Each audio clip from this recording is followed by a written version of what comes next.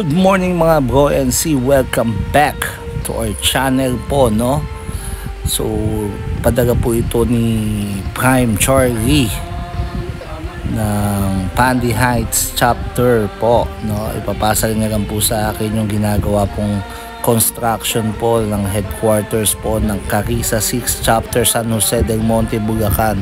So shoutout na rin po kay GS Breaks at kay Supremo Packstrat na nag-donate po ng ibang materyales. Ayan, pinapanoorin nyo po yung kanilang paggawa po sa kanilang headquarters. And shoutout po sa mga advisor po ng mga chapter na tumutulong po sa bawat chapter na kanilang hinahawakan, sa SSP Gemini, SSP Peace, SSP Ali, and SSP Eddie Boy. So shoutout din po sa lahat ng officers and members po ng Carissa 6 chapter.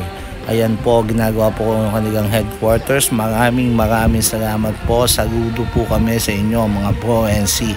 Shoutout po sa inyong lahat. Thank you so much po.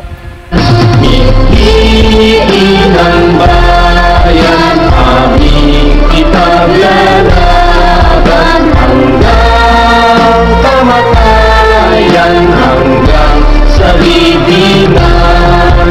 Pangkat ng mga guardians, lalaban di pagkatalo.